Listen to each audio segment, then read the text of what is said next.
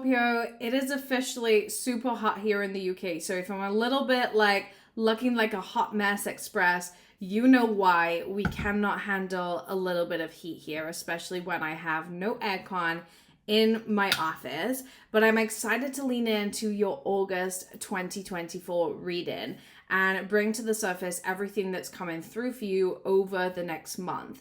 Now, if you have any questions or you want to share any breakthroughs with me, then please do like, subscribe, and comment down below, and myself or my team will come back and we will guide you through the process. First of all, as I'm connecting with you, Scorpio, there's a lot of perspective shifts that are happening in your energy. I feel like the last couple of months, there's been a lot of frustration in your energy field, and especially frustration within your relationships. I feel like August 2024, there's a rebalancing of relationships inside of your life, and the frustration that you've had around relationships might have felt like frustration with certain people, frustration with relationships not moving forward, just feeling as though the relationships in your life are slightly stagnated. Now, there's a bit of a perspective shift coming to the surface for you in August, where you're realizing that the effort that we put in is the effort that we get out. And it almost feels like two people that have got extremely comfortable. And remember, relationships could be intimate relationships, could be friendships, or could actually be your client relationships in business. Now, in looking at the energy of things have got too comfortable, it feels almost like neither person is making effort. And so you grew this perspective that the relationship was dead and buried, or the effort wasn't there, or the relationship was like dead in the waters.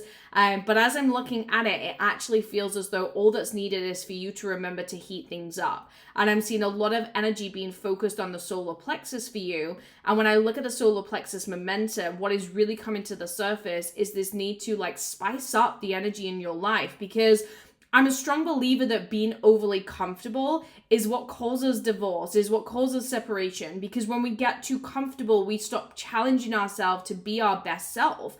And right now, what you're witnessing and what you're seeing is that it's like a stuck in routine energy where it's like the same old energy in your life, and nothing's going to change until you change, because we are a reflection of our reality. And so you want to spruce up the energy in your solar plexus to really allow yourself to start changing your outside surrounding.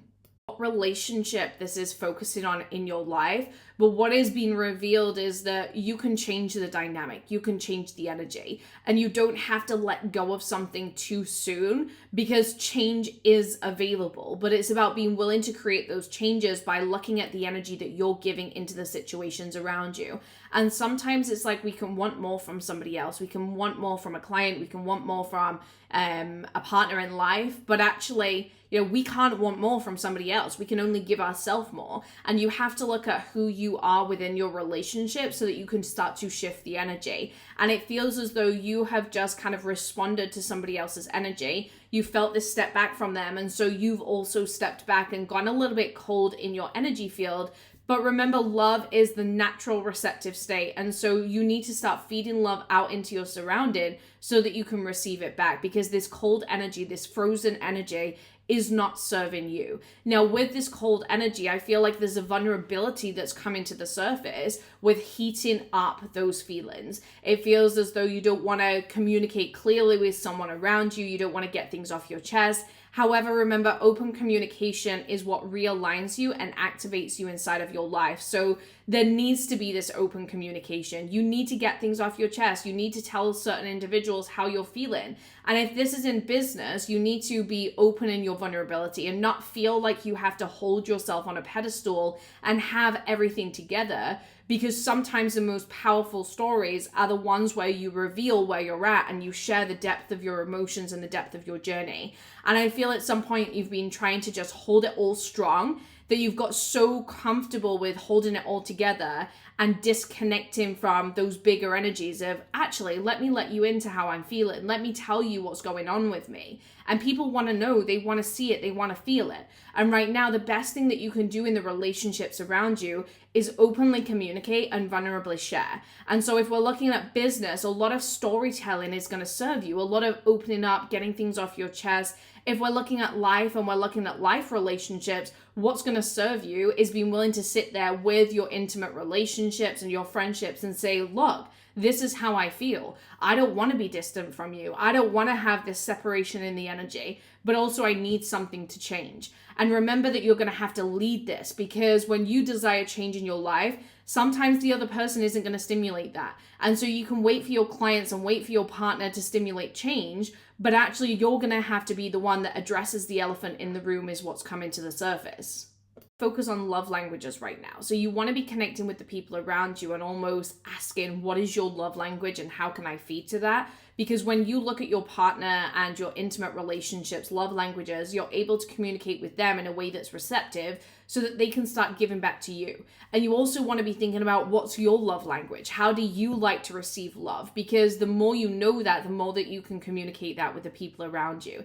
And even if this is a business reading, I'm actually the creator of the sales language. So if anyone's read that book, let me know down below. But the sales languages is around how the love languages naturally are a part of business, because how we give to people is how people can make those decisions to invest. And so what we have to remember when we're sharing our expertise in business is that everybody has a different way that they feel appreciated. And so when you're creating your content and you're creating your communication, you want to make sure that you're delivering to people's love languages. Some people in your audience, they're going to need those words of affirmation, and how you encourage them versus tell them that there's something missing all the time is going to massively serve them. And how you give maybe that personal and quality time, a little bit more before somebody invests, is going to massively serve those who are the love language of quality time. And so you want to be sat and thinking about that so that you can really start to activate your community a little bit further.